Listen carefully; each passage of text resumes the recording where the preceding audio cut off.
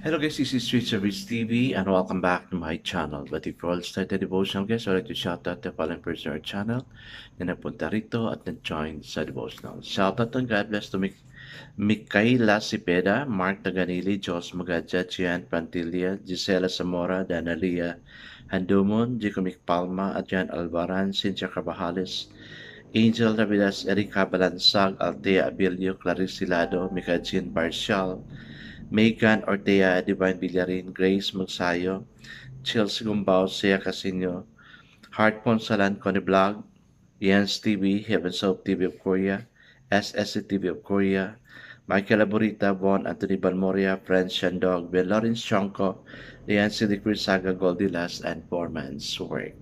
Shoutout na rin sa mga hindi nakisabay na manood sa devotional, but still, nagpunta pa rin dito para manood at makinig sa devotional. God bless us all, guys.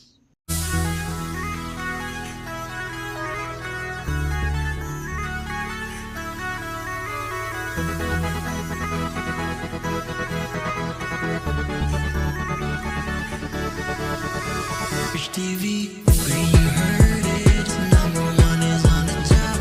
Good advice is they'll never stop. Rich TV, where you heard it, number one is on the top. Good advice is they'll never stop.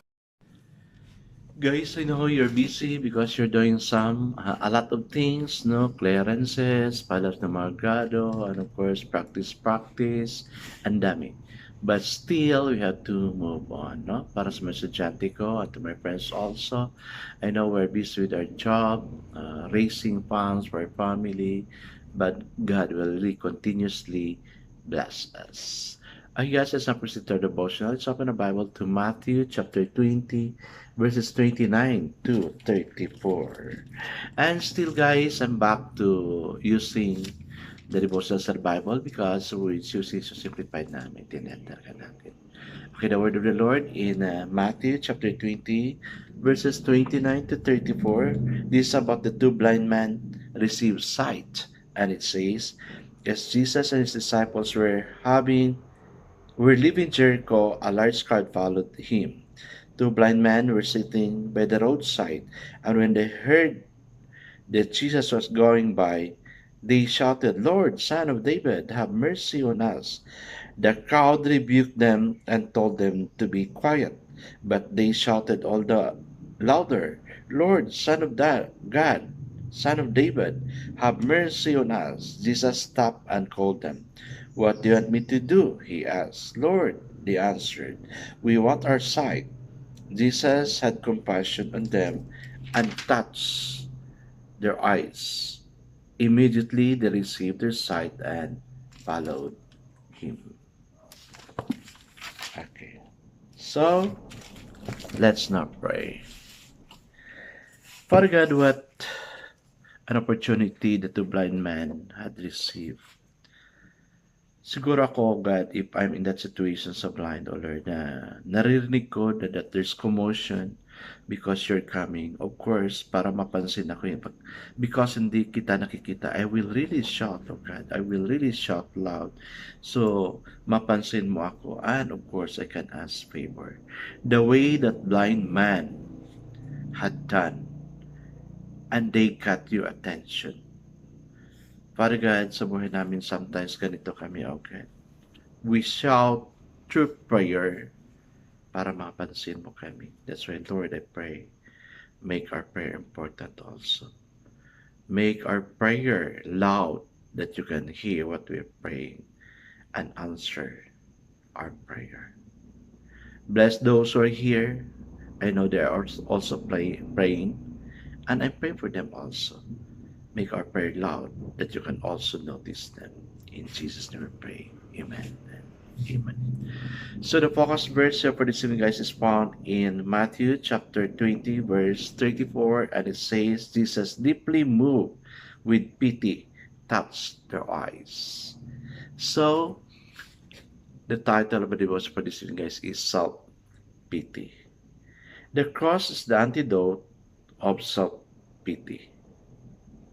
We are moved to love others regardless of what they say or do. Jesus' prayer Father, forgive them, for they know not what they do. Is the prayer to pray for release of self-pity. Most people do what they do because of what they are. They cannot change what they do until they change what they are. Self-pity is usually related to what other people have done or said to us. It is an alarm, signal that there is something wrong in our relationship with them. Rejection and hostility are caused by something in another person's that needs to be healed. The cross liberates us from necessity of rising to the bait and being hooked on our hurt feeling. We are freed to care more for reconciliation than being right. The love of the cross alerts us to the need in the offenders of our pride and focuses a new opportunity for ministry to them. That's why the, the costly love of the cross is it.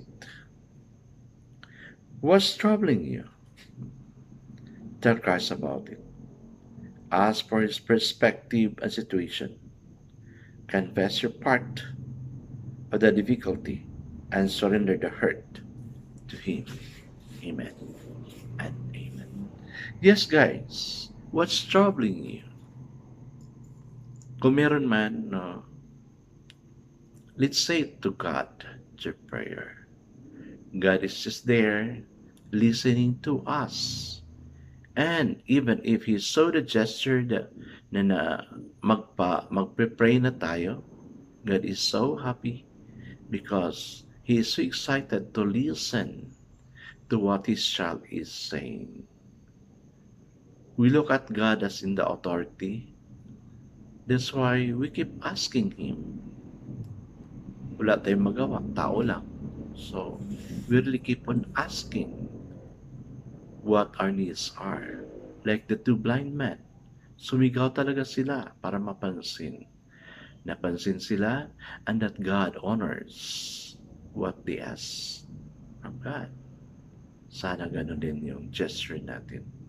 Na when we pray to God, makita niya tayo, mapansin niya tayo para sagutin yung mga pangangailangan natin. What troubles you? Sana hindi mag-lead sa self-pity, but instead, a blessing from God. Kasi, napagdasal na natin kung ano yung nakakabalisa sa buhay natin. I guess let's now pray. Father God, Christ's pity overcomes the need for self-pity. Amen and amen. Yes, guys, I know naawa si God sa atin para hindi tayo mag-self-pity. God bless us always because I know God surely blesses 10 times better. This is again Rich TV. Kita-kita tayo ulit sa muli. Paalam!